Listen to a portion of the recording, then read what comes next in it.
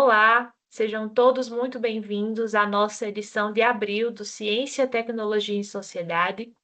Hoje temos o prazer de receber a nossa doutoranda do Programa de Ciências do Envelhecimento da Universidade São Judas Tadeu, Annelise Rigotti, trazendo aqui a sua experiência no tema, que é e aluna de um dos nossos programas Nota 5 na avaliação do CAPES. Então, trazendo um pouquinho aqui da Annelise, apresentando a nossa palestrante de hoje, a Annelise Rigotti é advogada, especialista em direito médico e da saúde e pesquisadora em bioética, cuidados paliativos e envelhecimento. Ela é mestre e agora é doutoranda pelo Ciências do Envelhecimento pela Universidade de São Judas Tadeu e atua na interface entre autonomia, dignidade e tomada de decisão em saúde, com ênfase em diretivas antecipativas de vontade, direitos da pessoa idosa e políticas de fim da vida. Annelise, seja muito bem-vinda para estar aqui com a gente hoje e vai ser um prazer te ouvir. Boa tarde a todos, muito obrigada pelo convite. Bom, as apresentações já foram feitas, né? Então, eu vim aqui conversar um pouquinho com vocês, né, sobre o tema, né, do meu mestrado. Eu vou compartilhar aqui a tela com vocês. Só um minutinho. Aqui, compartilhar. Estão vendo? Conseguem ver a tela? Sim, vai para compartilhando com a gente. Compartilhando, né? Então, tá. Então, eu vou trazer aqui para vocês, então, sobre o tema, né, da minha defesa do mestrado, e que eu acho um tema de suma importância, né? E eu vou começar com a epígrafe, tá? Que foi o guia espírito do meu trabalho. Né? Então, assim, como eu sou advogada, como a Natália já falou, né? Então, eu sou advogada, doula da morte, e atuo no direito médico da saúde, né? Com direitos da pessoa idosa. Isso tudo acabou reforçando em minha convicção de que defender a vida inclui garantir o respeito até o fim, né? Então, assim, envelhecer é continuar sendo, mesmo quando o corpo se cala, né? Então, é permanecer inteiro no olhar de quem ainda cuida, né? A dignidade não se mede pela força, mas pela delicadeza de quem segue existindo mesmo em silêncio.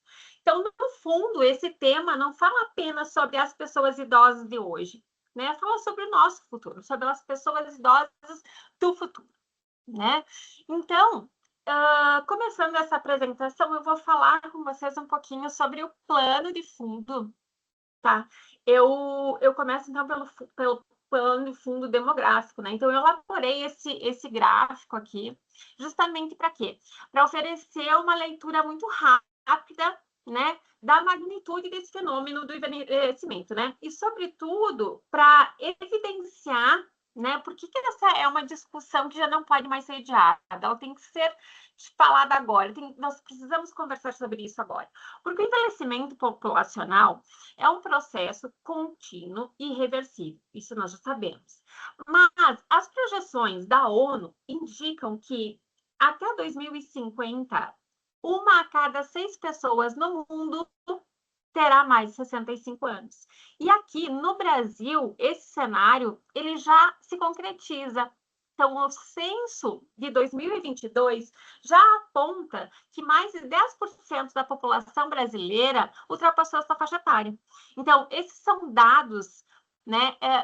Esses dados não são apenas números, não é apenas estatística. Por quê? Porque eles traduzem na prática, né? O quê? Mais fragilidade, mais multimorbidades e, consequentemente, um aumento significativo de decisões complexas, né, em cuidados e tratamentos de saúde, que muitas vezes estão situadas no limite entre o benefício e o sofrimento dessa pessoa que está tendo cuidado. Isso também significa dizer terão mais famílias, mais profissionais da saúde diante de dilemas no fim da vida. Né? Então, principalmente, nos revela a urgência de estarmos construindo políticas e práticas que assegurem, né, a autonomia e a dignidade dessa pessoa idosa.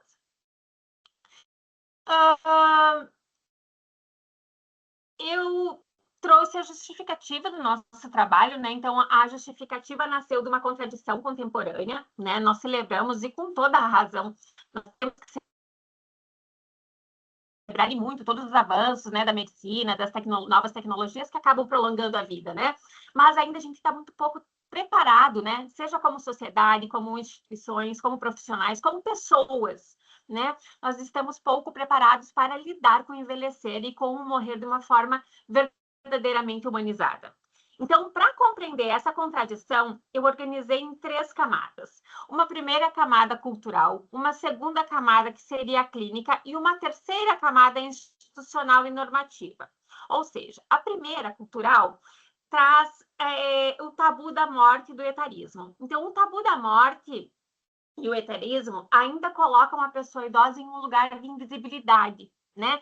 Como se a fragilidade significasse o quê? Incapacidade. E como se a autonomia fosse um privilégio restrito às pessoas jovens, para quem é jovem, saudável e plenamente independente.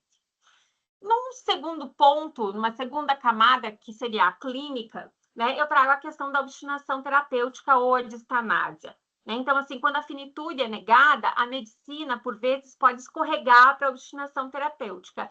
E nesse movimento, o cuidado deixa de ser uma busca por sentido e proporcionalidade e passa, muitas vezes, a se orientar apenas pelo prolongamento da vida biológica dessa pessoa. Muitas vezes, levando a um sofrimento que seria evitável. Né? E um terceiro ponto que eu destaco muito importante para essa nossa conversa toda é a camada institucional ou normativa, ou seja, as lacunas de efetivação.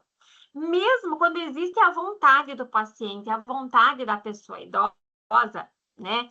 E mesmo quando essa vontade poderia ser conhecida efetivamente, ainda faltam marcos legais claros e rotinas, né, consistentes para registrar, acessar e garantir que essas decisões sejam tomadas na prática.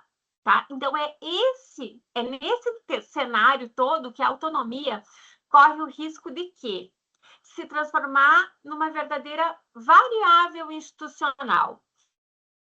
Então, aqui eu faço questão de destacar um ponto muito importante, tá? Eu não estou questionando a medicina, eu não sou contra a medicina, muito pelo contrário, a gente tem muito a agradecer à medicina e às novas tecnologias. A questão central é conhecer, é reconhecer que a técnica sem a escuta, né, sem ouvir o paciente, sem ouvir essa pessoa idosa, pode resultar muitas vezes num cuidado desumano, uma desumanização, né? Então, especialmente no contexto do envelhecimento, proteger não é decidir pelo outro. Às vezes a gente decide pelo nosso ente querido, pensando que a gente vai estar protegendo essa pessoa, mas não, né? A gente precisa garantir que essa voz, a voz dessa pessoa, continue sendo respeitada. Então, é justamente para responder, né, a esse risco de substituição de vontade que eu chego, então, na pergunta. Qual foi a pergunta de pesquisa, né, e os objetivos desse meu trabalho? Né? Então, a pergunta que orientou esse meu trabalho foi como garantir o protagonismo decisório da pessoa idosa quando ela se torna vulnerável ou quando ela não conseguir mais se comunicar. Então, para responder essas questões, eu parto de 3 premissas centrais, quais sejam. A primeira, que envelhecer com dignidade é um direito humano fundamental. Tá? Não é um favor da família, do hospital ou do Estado. A segunda é que a diretiva antecipada de vontade concretizam a autodeterminação. Por quê? Porque preservam a autonomia justamente quando a voz se cala, quando a pessoa não pode mais se expressar e manifestar sua vontade. E num terceiro ponto, é que esse tema só ganha densidade mesmo quando a gente analisa na convergência entre a bioética, o direito e a gerontologia. Tá? Então, não se trata apenas de manter ou prolongar a vida dessa pessoa, mas de transformar o cuidado em um verdadeiro compromisso civilizatório, né? Onde a gente sustenta a escuta, a justiça e o respeito pela história, pela biografia de cada pessoa. Tá? Em outras palavras, eu trabalho com a ideia de que as diretivas antecipadas alinham-se a 3 dimensões que precisam caminhar juntas, né? Então, aqui, eu até desenhei esse gráficozinho aqui, né? Então, assim, quais são essas dimensões que precisam caminhar juntas? O cuidado, né? O cuidado, mas com sentido, sem obstinação, mas sem abandono. A ética da escuta e do respeito, né? Compreendendo, então, a autonomia como dignidade em ação. E a segurança jurídica, porque é essencial para a pessoa idosa, né? Para a sua família e para a equipe de saúde sentir essa segurança jurídica, né? Então, é a partir essas premissas, que eu delimito, então, um recorte do estudo e eu acabo avançando, então, para os objetivos da pesquisa, tá? Então, eu dividi em os objetivos gerais, né, que é analisar de que forma, né, a forma integrada a partir da bioética, do direito, da gerontologia, né, como a autonomia e a dignidade pode efetivamente ser garantida nas decisões de saúde e no fim de vida, com um foco nas diretivas antecipadas de vontade, sendo ela um instrumento concreto para a proteção da vontade. Então, para alcançar esse objetivo, eu acabei organizando os objetivos específicos em uma sequência lógica, né, da qual vão derivar 8 eixos de resultados que serão apresentados e discutidos na continuidade dessa exposição, ok? Então, nesse percurso delineado, eu vou avançar, então, para o método e para as formas normativas que sustentaram a análise do meu trabalho, tá? De um ponto de vista metodológico, esse trabalho é de uma natureza teórica, exploratória documental, com abordagem dedutiva e análise hermenêutica. Por que hermenêutica? Eu faço sempre questão de destacar o porquê da hermenêutica, porque nesse tema não basta repetir expressões do direito à saúde, né? Ou apenas elencar normas. É necessário a gente interpretar esses princípios, verificar a coerência interna do sistema jurídico, né? E, sobretudo, identificar o hiato que muitas vezes se estabelece entre aquilo que o direito promete e o que as instituições efetivamente conseguem garantir entregar, especialmente quando a pessoa idosa se encontra numa situação de vulnerabilidade. Então, para conferir uma unidade, né, a essa análise, eu organizei o percurso em 3 eixos complementares, né? Então, primeiro, o eixo ético-filosófico, o segundo eixo jurídico-normativo e o terceiro o eixo social e gerontológico. A partir daqui, eu apoiei na convergência, como eu falei para vocês lá no início, entre a bioética, o biodireito e a gerontologia. Por quê? Porque a bioética ela vem para oferecer os referenciais principiológicos e, sobretudo, uma crítica fundamental ao risco da medicalização da vida e também da morte, né? Então, assim, ao nos lembrar que nem toda intervenção tecnicamente possível necessariamente é eticamente justificável, especialmente quando a gente fala de proporcionalidade e sentido. O biodireito, por sua vez, ele traduz esses fundamentos em garantias normativas, em deveres, em mecanismos de segurança jurídica, aquilo que a gente falou, nós precisamos dessa segurança jurídica. Então, de modo que a autonomia não depende somente da boa vontade ou da sensibilidade individual de cada pessoa, de cada instituição, enfim, né? E a gerontologia, ela entra onde? A gerontologia, ela amplia esse olhar, né, ao incorporar a experiência social e política do envelhecer, né? Então, a gente vai evidenciar as fragilidades, as desigualdades, né? Esses contextos que muitas vezes restringem a possibilidade de uma escolha verdadeira e livre, né? Então, eu ainda adoto nesse trabalho a bioética da intervenção. Por quê? Porque, especialmente a partir desses princípios da bioética da prevenção, que é a prudência, a precaução, a prevenção e a proteção, a gente compreende que eles dialogam diretamente com a vulnerabilidade e as injustiças que atravessam todas as fases do envelhecimento. Então, esses princípios, eles vão permitir, sobretudo, estabelecer uma distinção central nesse trabalho, né? Então, a gente precisa entender que proteger não é substituir a vontade. Nós precisamos entender que nós precisamos assegurar condições o quê? Concretas para que ela seja compreendida, registrada e respeitada. Então, assim, a escolha pela bioética de intervenção, né, conforme proposta pelo Volney Garrafa, né, ela se justifica justamente por sua adequação a esses contextos marcados por maiores vulnerabilidades e desigualdades estruturais, tá? Então, no campo da pesquisa, a pessoa idosa, né, frequentemente ela se encontra atravessada por múltiplos silenciamentos, né? Seja ela pelo etarismo, pelo paternalismo, né, por barreiras de comunicação ou por falhas institucionais também. Então, nesse cenário, o modelo puramente individualizante de autonomia se mostra insuficiente, né? Então, por isso eu trabalho nessa dissertação do mestrado com a ideia do quê? Que a autonomia, eu trabalho com a autonomia na sua dimensão material, né? Que está vinculada à justiça, está vinculada à proteção, que é o que fundamenta a distinção central desse trabalho que eu estou apresentando para vocês, então, né? Então, assim, a gente tem que entender que proteger não é tutelar, né? Mas a gente precisa entender que a gente precisa criar condições efetivas, né? Para quê? Para que essa vontade seja conhecida, registrada, né? Respeitada, inclusive por meio dessas diretivas antecipadas de vontade, como pelo planejamento antecipado de cuidados. Então, nós temos, né, como a gente trata de uma pesquisa documental, né, então eu organizei aqui um arcabouço normativo, né, com o objetivo de realmente evidenciar que não apenas de onde vem a proteção, né, mas também onde é que tem a falta dela, né, onde é que tem falha. Então, a gente tem a Constituição Federal, né, a partir dos princípios da dignidade da pessoa humana e da liberdade.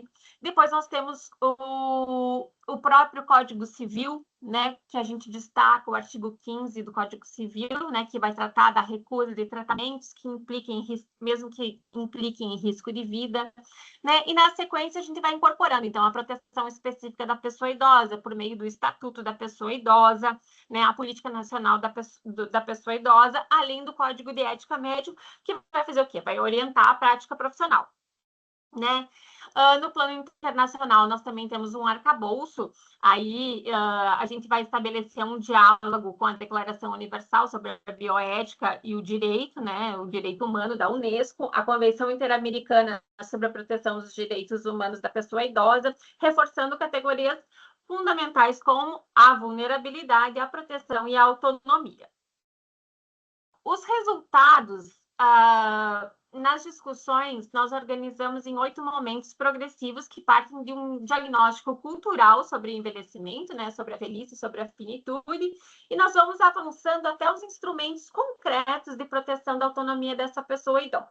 Em outras palavras, eu vou percorrer um caminho que vai do que por que isso acontece ao que precisa mudar. Então, eu vou iniciar pelo primeiro momento, né, que vai constituir a base toda do problema, que é o envelhecer como um verdadeiro teste ético e civilizatório, né? Por que eu falo, né, como um desafio ético civilizatório? Nesse primeiro momento, eu parto da compreensão que envelhecer é, antes de tudo, um teste civilizatório. Por quê? Porque a forma como nós tratamos a pessoa idosa revela o que revela? Revela o grau de humanidade, mas também o grau de maturidade democrática.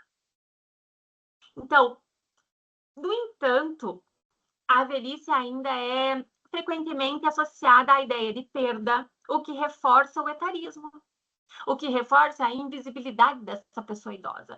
Então, nesse processo, a pessoa idosa passa a ocupar o lugar de um outro que a modernidade tenta recusar, né? Então, é assim, aquele espelho incômodo, né, da finitude, que a nossa vida está chegando ao fim, e da vulnerabilidade. Então, essa negação toda, ela não é neutra. Por quê? Ela não é neutra porque ela vai impactar diretamente no cuidado. E isso vai contribuir para uma redução da pessoa idosa ao quê? simplesmente é um corpo biológico e não é um sujeito de direitos como ela é. Então, é nesse contexto que se torna necessária, né, a proteção concreta dessa autonomia dessa pessoa. Então, diante desse cenário, né, marcado pela negação da finitude, pela fragilização da condição do sujeito, torna-se indispensável o quê? Um referencial capaz de oferecer critérios, limites e garantias. Então, é nesse ponto, é justamente nesse ponto que eu vou avançar, então, para um segundo momento, no qual eu vou apresentar a bioética, o biodireito e as pontes normativas e éticas, né? Capazes, então, de orientar as decisões, né? Conter excessos técnicos e assegurar a autonomia dessa pessoa idosa.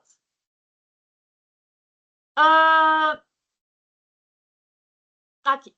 Então, nesse segundo momento que eu falei para vocês dos alicerces conceituais, então, assim, a gente sabe que o avanço técnico, científico, ampliou, né, significativamente as possibilidades de intervenção em saúde. E com isso, o que acabou ocorrendo? Isso acabou intensificando também dilemas éticos, né? Então, eu vou retomar Potter ao situar a bioética, uma ponte para o futuro, isso é uma ciência com consciência, que nos lembra o quê? Que nem tudo que é tecnicamente possível é necessariamente moralmente justificável. Então, como referência de análise, eu utilizo um pouquinho o principialismo de Bishop Childress, né? Com os 4 princípios da autonomia, da beneficência, da não maleficência e da justiça, articulando de uma forma contextual, né, mais prudente, não como uma aplicação mecânica. Então, a partir daqui, eu adoto um recorte teórico e vou para a bioética de intervenção, justamente por sua capacidade de colocar o foco no caso individual, né? Para as iniquidades estruturais, as vulnerabilidades, os silenciamentos institucionais que acabam atravessando todas as fases do envelhecimento. Então, nesse horizonte, a Declaração Universal, né, Bioética e Direitos Humanos da Unesco, ela reforça esse dever ético de proteção e permite estabelecer, então, uma distinção central nessa pesquisa. Qual foi? Proteger não é tutelar. Isso já expliquei, já comecei lá no começo falando que proteger não é tutelar. Por quê? Porque nós precisamos assegurar condições reais de escolha, com a informação compreensível, com uma escuta qualificada, o registro e o respeito dessa vontade. Então, a escolha, né, pela bioética de intervenção proposta por Carrafa, ela vai se justificar justamente por essa adequação dos contextos marcados pelas desigualdades e vulnerabilidades estruturais. Então, assim, no campo dessa pesquisa toda, a pessoa idosa, ela frequentemente, ela passa, né, por todo aquele, perpassa, né, por todos aqueles pontos que eu já falei para vocês. Então, pelo etarismo, pelo paternalismo médico mesmo, por barreiras, por falta de comunicação, por falta de falhas na institucionalização, né? Então, assim, esse modelo demonstra o quê? Né? Que esse modelo, ele fica insuficiente. Por isso que a gente trabalha com a ideia de uma autonomia numa dimensão material, né? Que ela vai estar vinculada à justiça, à proteção, né? Que aí eu falo para vocês, né? A questão do proteger não é tutelar, mas a gente precisa, sim, criar condições efetivas para que a vontade dessa pessoa idosa, e, enfim, né? De outros pacientes também, a gente pode pôr aqui, mas como a gente fala em pessoas idosas, estamos num programa de ciência de envelhecimento, então o nosso foco foi na pessoa idosa, né? Inclusive falando através das diretivas antecipadas de vontade e do planejamento antecipado de cuidado. E aqui que se insere, então, o biodireito, como eu falei para vocês, que ele vai converter esses fundamentos bioéticos numa segurança, né? Para que a dignidade e a autonomia realmente sejam respeitadas, né, para evitar o risco de uma substituição de vontade. A gente sabe, nesse terceiro ponto, eu vou falar um pouquinho da autonomia da pessoa idosa, porque eu acredito que eu tenho certeza, né, que a pessoa idosa é um sujeito de direito. Mas, infelizmente, o envelhecimento, a velhice, historicamente, ela sempre foi colocada sob tutela. Muitas vezes, a pessoa idosa, ela perde a voz, né, antes mesmo de perder a capacidade. Eu digo voz, a voz de falar, né, de se expressar, mas não por uma incapacidade real, né? Então, assim, ela perde a voz, né, em razão do etarismo, do paternalismo médico, dessa cultura institucional que nós temos ainda, que tende a sempre silenciar essa pessoa idosa. Então, a gente trabalha numa autonomia, com uma perspectiva relacional e existencial.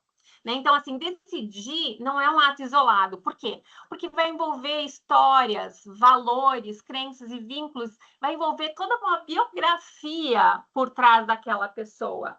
Né? Então, assim, nesse sentido, respeitar a autonomia não significa soltar a pessoa, não dar mais bola para essa pessoa, não conversar mais com essa pessoa, deixar essa pessoa de lado. Não.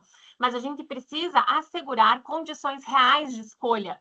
Como que nós vamos garantir essas condições reais de escolha? Com a informação clara, com essa pessoa compreendendo o que está sendo falado, né? A compreensão dessa pessoa, a gente entender que essa pessoa compreendeu, explicar de uma forma que ela realmente compreenda. A partir dali, a escuta qualificada, né? Escutar o que essa pessoa deseja, o que essa pessoa idosa deseja, o que é realmente importante para ela. E a partir daí, o apoio e o registro dessa vontade. Então, sob essa perspectiva, se concretiza de forma particularmente intensa no contexto dos cuidados paliativos, onde a decisão compartilhada, né, e a proporcionalidade desenvolvem um sentido ao cuidado. Então, o centro deixa de ser o fazer tudo e passa a ser cuidar do jeito certo para aquela pessoa naquele momento, naquele tempo. Então,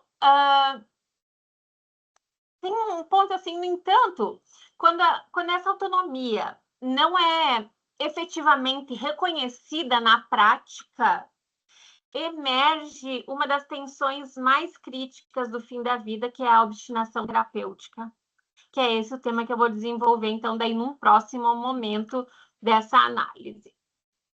Né? Então, nesse momento, a gente vai falar da obstinação terapêutica ou distanásia como um fenômeno ético, social e jurídico. Né? Então, a manutenção de intervenções que prolongam a vida biológica sem proporcionalidade, né? E sem considerar o sentido de viver, o que é importante para essa pessoa.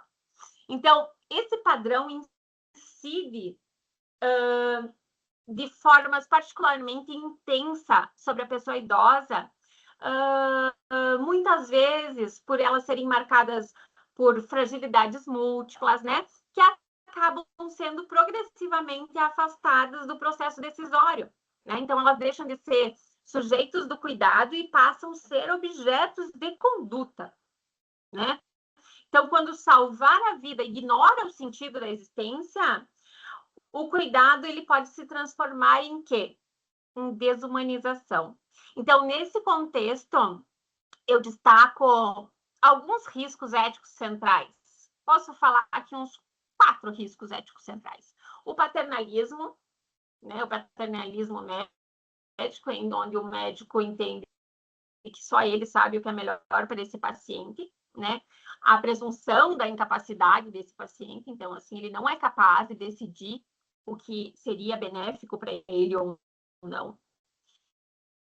O sofrimento evitável, inclusive o sofrimento ético de ser submetido a uma intervenção que já não faz mais sentido, que vai trazer mais malefícios do que benefícios para esse paciente, né? O silenciamento de valores, dos limites da crença, né? O que é sagrado para essa pessoa idosa.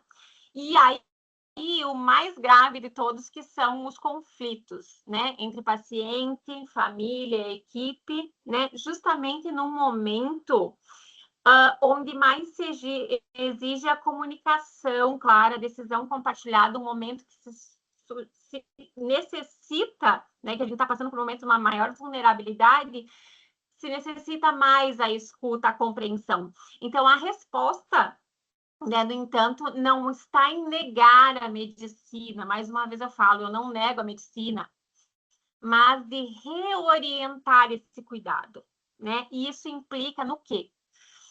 Na escuta ativa, na decisão compartilhada, na proporcionalidade e integração precoce dos cuidados paliativos, né? Sempre com respeito às vontades, às crenças desse paciente, inclusive diante da recusa de intervenções desproporcionais. Resumindo, cuidar não é fazer tudo, é fazer o que faz sentido para aquela pessoa naquele momento. Né? Então, é justamente para dar voz a essa pessoa, né? Para que a voz dessa pessoa não desapareça. Quando esse momento de vulnerabilidade aumenta, que a gente insere as diretivas antecipadas de vontade, que são o quê? O que são essas diretivas antecipadas de vontade? Elas tratam-se de um instrumento por meio do qual a pessoa vai registrar com antecedência como ela deseja ser cuidada, né? Caso no futuro ela não possa mais se expressar, ela não possa mais se comunicar. Em outras palavras, se eu não puder falar por mim, estas são as minhas escolhas. Né? Eu fiz as minhas diretivas antecipadas de vontade previamente para que, se lá na frente, a partir de uma autonomia prospectiva, algo venha a me acontecer a forma que eu quero ser cuidada. E isso é importante para a pessoa idosa. Né? A pessoa tem que ter o pertencimento, saber que ela existe, que ela importa, que ela é uma pessoa. Né? Então, as diretivas antecipadas de vontade, elas vão operar onde? Em 3 planos. No plano ético, né, onde reafirmam que ninguém pode ser reduzido a um objeto de intervenção. No plano social, né, onde a gente vai enfrentar a cultura da tutela, né, e o etarismo clínico. E no plano jurídico, elas concretizam direitos fundamentais, como a autodeterminação e a liberdade e a dignidade previstas na Constituição Federal. Então, é uma cláusula pétrea. Né? Então, para que tenha validade, essas diretivas, elas devem ser elaboradas por uma pessoa lúcida, capaz, em pleno gozo das suas sanidades mentais, né? Com pleno discernimento. Então, os seus efeitos, eles vão produzir, essa diretiva só vai passar a produzir efeitos a partir do momento que a pessoa não puder mais se manifestar livremente, tá? Quando ela não puder se comunicar, seja de qualquer forma, a forma que for, se ela não conseguir mais se expressar, aí que vai passar a valer essas diretivas, né? Então, seja ela por incapacidade cognitiva, seja ela por incapacidade de comunicação, de repente por um agravamento de um quadro clínico, né? Então, enquanto a pessoa tiver a capacidade decisória, sempre vai prevalecer a vontade atual da pessoa. Aí, a partir do momento, né, que ela não se encontrar mais com essa capacidade ou estiver num estado onde não possa mais se expressar, no caso, em coma, o que vai prevalecer, então, é esse documento. Antecipada de vontade é que esse documento ele não substitui a voz da pessoa. Esse documento ele vem para preservar aquela vontade. Então, por isso que a gente fala de uma autonomia prospectiva, né? Como eu falei para vocês, eu fiz as minhas diretivas numa autonomia prospectiva para um futuro, uma decisão tomada no presente para orientar o cuidado no futuro, né? Então, em termos práticos, esse processo ele pode ser compreendido em 3 etapas principais. A capacidade, né, associada à informação adequada, né? Então, a pessoa tem que ter a informação sobre esse documento, tem que ter informação sobre o seu quadro ou os quadros que possa vir a ter no futuro, enfim. O registro dessas preferências, né? Então, incluindo a aceitação ou recusa, ou limites e prioridades de conforto, né?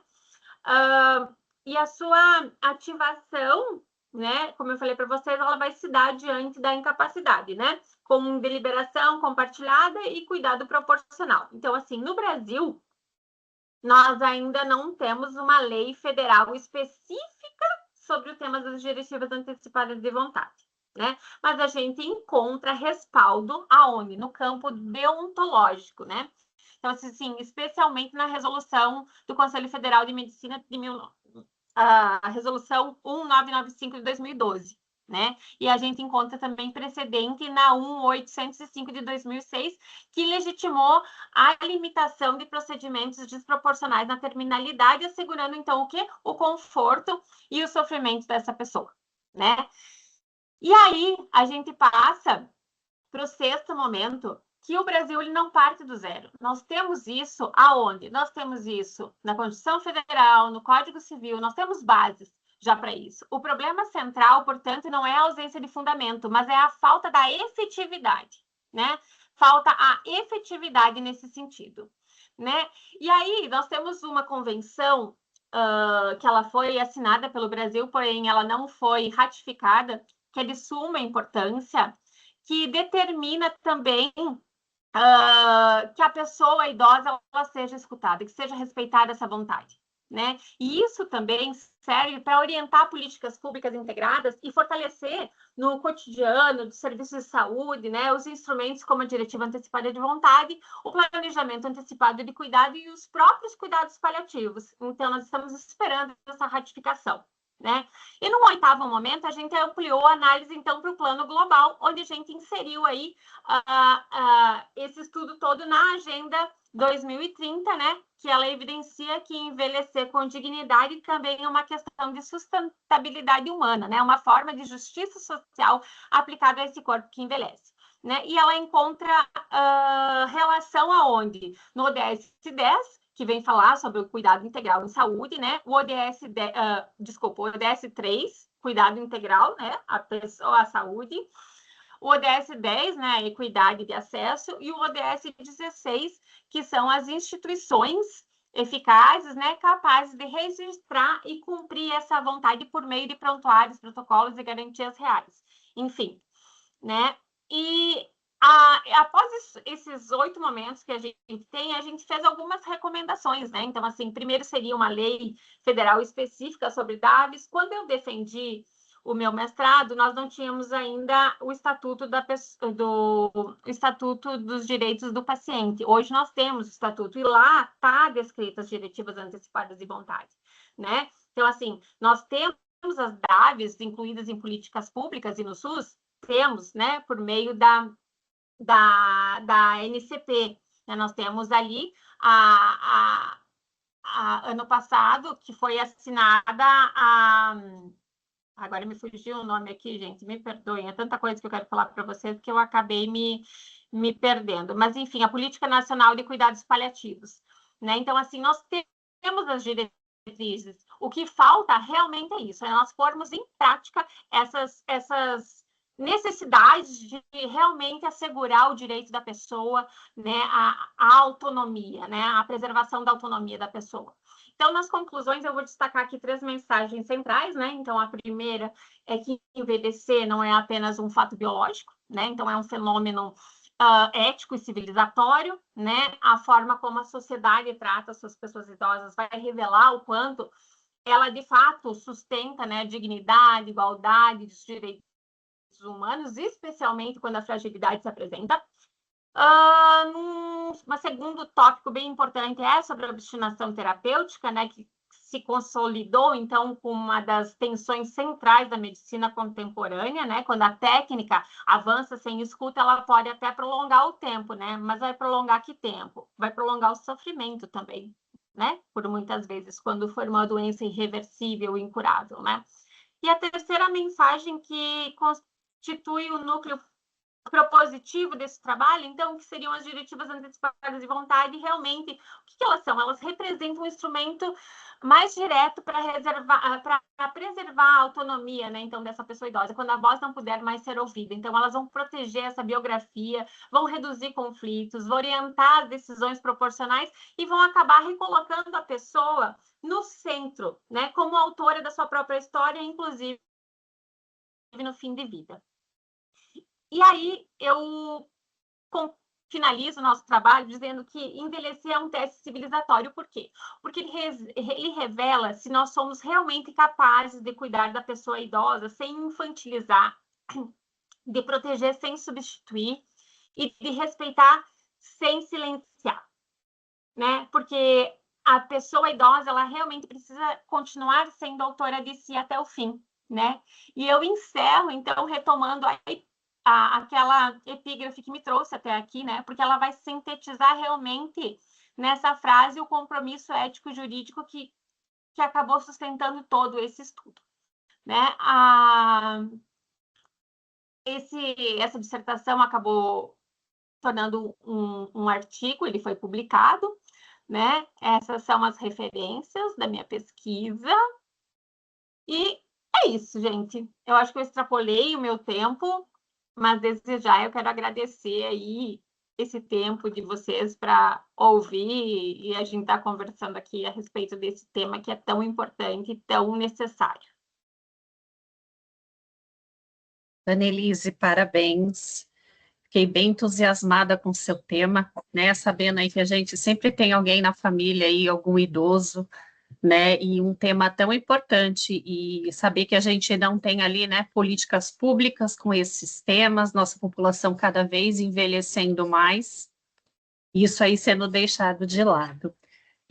Durante a sua apresentação, né, a gente foi fazendo aqui algumas anotações, surgiram aqui algumas dúvidas, que talvez também sejam dúvidas dos nossos estudantes que vão assistir aí a apresentação do seu trabalho.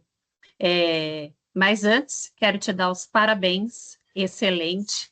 A tua apresentação também elucidou muito, a gente sabe, né, que termos jurídicos, né, que essas questões ainda estão distantes do conhecimento da nossa população, então é muito importante saber que nós temos pesquisadores que se preocupam em trazer temas como o que você trouxe aqui para a gente. Para o pessoal entender, né, os nossos estudantes ali da graduação que vão assistir, Annelise, a gente queria saber por que é tão importante falar sobre decisões no fim da vida, né? Um momento ali que ninguém quer tocar, que ninguém, né, tem essa cultura que você iniciou ali o seu trabalho mencionando. Por que é tão importante falar sobre essas decisões? Por que é tão importante falar sobre essas decisões? Porque eu parto do princípio que a pessoa idosa, aliás, toda pessoa, não só a pessoa idosa, né? Toda pessoa, nós somos sujeitos de direito. E como sujeitos de direito, nós temos, né? Nós temos o direito de decidir, né? Desde que estejamos lúcidos, né? Conscientes, nós temos o direito de ter a informação sobre o nosso diagnóstico, sobre o nosso prognóstico, e a partir dali decidir o que é importante para mim, né? Como eu quero ser cuidado, como eu quero ser tratado se um dia vier me acontecer alguma coisa, né? Às vezes, o que é importante para mim não vai ser importante para ti, Cris, não vai ser importante para a Natália, né? Então, eu sempre faço uma pergunta nas minhas aulas, quando eu dou aula, eu sempre falo assim, o que para você é pior do que a morte? E eu já escutei várias coisas, por exemplo, ficar numa cadeira de rodas, perder a minha autonomia, ter alguém que ter que limpar as minhas necessidades, ter que usar fralda, né? Então, assim, é muito particular isso tudo. Então, para que eu falo isso? Porque nós precisamos ter essas conversas. Nós precisamos conversar com os amigos, com a sociedade, com a família. Por exemplo, eu, Annelise, né? Quando eu decidi fazer a minha diretiva, eu cheguei, conversei, nós estávamos no almoço em família, e eu falei que eu não gostaria de passar por tal situação se algo me acontecesse. né? Então, e aí eu passei fiz as minhas diretivas antecipadas de vontade. Meu pai, certa vez, também se expressou dizendo, na época da pandemia, que ele não gostaria de ser tratado como uma conhecida nossa estava sendo tratada. E todo mundo falou, não, a gente vai fazer de tudo para te manter vivo. Mas será que é isso que ele queria? Né? Então, assim, quais são os limites dessa pessoa, né? Quais são as crenças? O que é importante para essa pessoa? Por exemplo, eu quero ser tratado em fim de vida, vamos supor, uma doença ameaçadora da vida irreversível. Eu quero permanecer numa UTI ou eu quero ser tratada numa ILPI, né, numa instituição de longa permanência, ou eu quero ser mantida no hospital, eu quero ir para a UTI, eu não quero para a UTI, eu quero ser reanimado, né, numa caso de uma parada cardiorrespiratória, não quero, eu quero ser entubado, né? Então, assim, você vai decidir, né? A partir mas para a gente ter essa decisão, Cris, para a gente tomar essas decisões, a gente precisa ter conhecimento, a gente precisa ter informação, né? Porque eu sempre falo, não existe autonomia sem a informação. Então, a gente precisa trazer para as conversas cotidianas, para os almoços, o que é importante para mim. E eu sempre falo, nós temos ferramentas para trazer essas conversas para casa, né? Porque no momento do vamos ver num hospital, entuba ou não entuba, o que eu faço? Ninguém sabe. Aí um está a favor, o outro está contra, e começa, além da tristeza toda que a família já está envolvida, acaba criando um conflito entre os familiares. Então, pensa, eu sempre digo que as diretivas antecipadas de vontade, né? Essa autonomia da pessoa é um ato de amor. Não, não só por si, né? Um ato de amor por mim, mas também para os que vão ficar, porque ali eu já decidi, eu vou tirar da família o peso de ter que decidir por mim. Então, aquilo é importante para mim, eu quero que isso seja cumprido. Porque, Cris, a Natália, o e se mata. E se eu tivesse entubado? E se eu não tivesse mantido por tanto tempo, ele não teria sofrido? Porque todo mundo sofre. É o cuidador que sofre, a família que sofre e o paciente. Por mais que pareça que ele está lá recebendo suplementos, suporte de vida, ele está sofrendo, porque muitas vezes não era aquilo que ele queria para o seu fim da vida, né? Então, assim, esse é um assunto que gera muita discussão, né? Então, assim, nós tínhamos que ter horas para ficar falando sobre isso, mas isso é necessário, a gente precisa ter essas conversas. E quanto às ferramentas que eu ia falar para vocês, nós temos vários filmes, né? Depois, até se quiserem, na minha página, no Instagram mesmo, tem vários filmes que eu indico para as pessoas assistirem. Se quiserem, vocês, alunos, né, que se interessaram pela essa exposição, podem me mandar mensagem, manda mensagem pelo direct, eu respondo com vocês com o maior prazer, né? Porque realmente a gente precisa ter essa fala. Nós precisamos ter esse lugar de fala na sociedade, né? Nós precisamos discutir e respeitar a vontade, a autonomia dessa pessoa. Entendi, Annelise. Annelise, mas na prática, o que significa essas diretrizes antecipadas de vontade?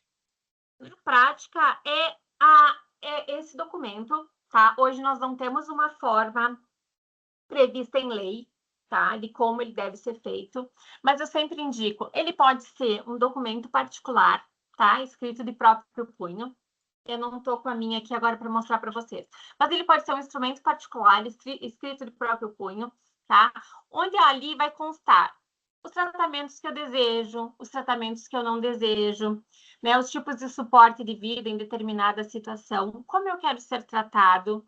Você pode colocar aonde você quer passar os últimos dias da sua vida, quais são os seus últimos desejos, se eu quero estar no hospital, se eu quero ficar, se eu permito ser deixado numa UTI, se eu quero ir para um hospital, para uma clínica de transição, né? Se eu quero ir não quero ir para casa, ou se eu quero ir para casa, eu tenho condições, né? Eu posso ser tratado em casa, eu quero partir perto dos meus entes queridos, sim.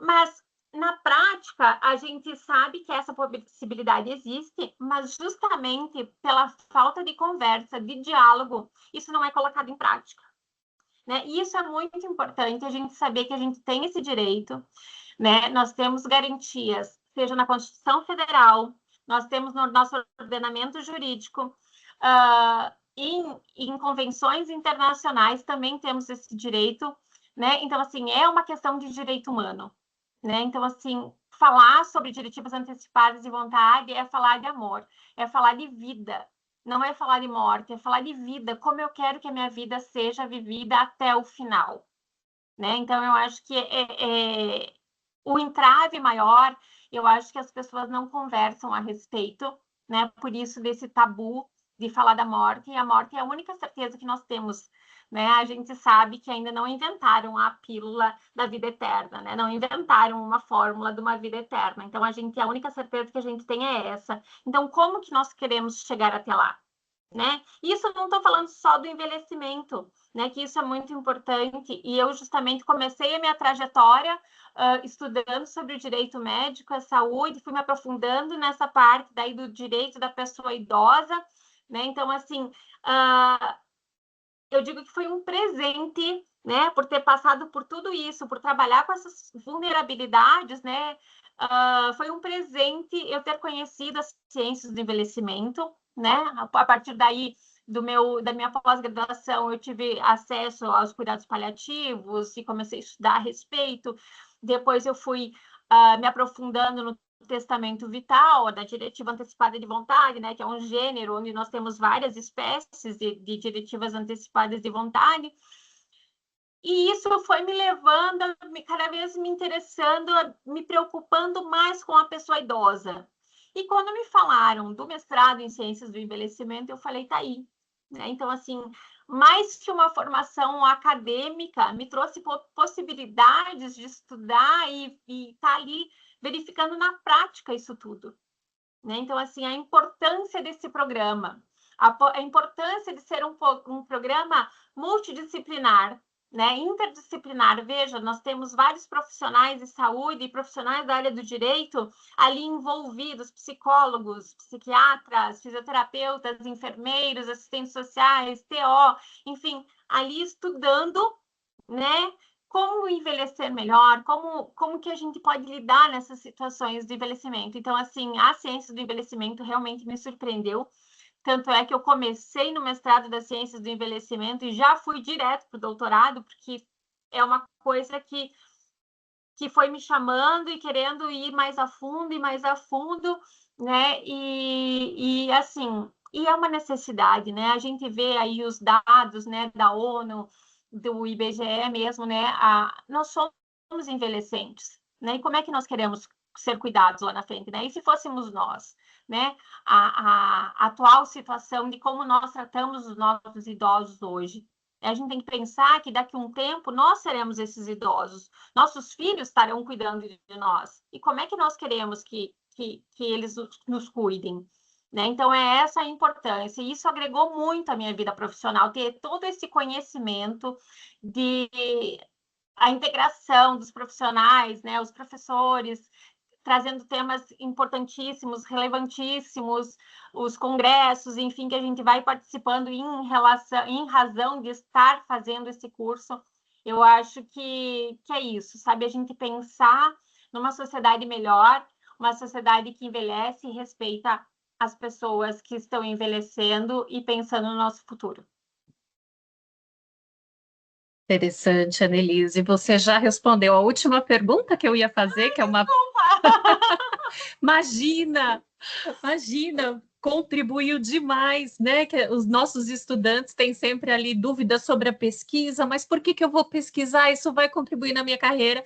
E você já falou brilhantemente o quanto isso contribuiu, o quanto isso é importante, né? Principalmente o tema que você trouxe. Então, Annelise, a gente só tem a agradecer. Muito obrigada. Não sabe...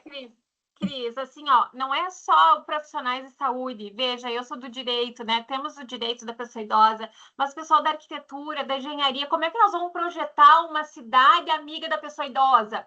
Né? Então, assim, acesso a essas pessoas, como é que nós vamos fazer uma casa, né? Como é que é a casa apropriada para abrigar, para dar moradia para essa pessoa idosa, né? Então, as ILPIs. Então, assim, eu digo que a ciência do envelhecimento, né, não puxando a sardinha, nem fazendo propaganda, né, mas assim, é algo que agrega, né, todas as profissões, desde a nutrição, da contabilidade, da administração mesmo, como administrar essa questão das pessoas idosas, né? Como é que ela tem fazer o que com o dinheiro, fazer um planejamento sucessório, né? Um planejamento patrimonial, fazer de repente o que fica melhor para essa pessoa. Então, assim, ó, ela agrega, né? Então, assim, todas as profissões acabam encontrando um espaço aqui nas ciências. É isso. Annelise, a gente futuramente vai te fazer outro convite, porque você tem muita coisa para passar para a gente. Muito bom, foi muito rica essa nossa conversa, muito interessante. Muito obrigada. Parabéns pela sua pesquisa de mestrado, parabéns por já engatar o doutorado, viu? Foi um prazer aqui ter você. Obrigada. Passar a voz para a Natália. E é isso, mais uma vez, realmente agradecer a discussão do tema também aqui nesses minutos finais. A Annelise já se adiantou da última pergunta, mas ela já respondeu brilhantemente qual era a temática. Então, mais uma vez, agradecer, trazer. É sempre importante a gente trazer temas não só atuais, mas que também discutem futuro, né? A gente está falando do futuro da população majoritariamente.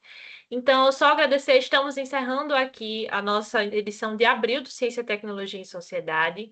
Lembrando que a estreia está ocorrendo hoje, né?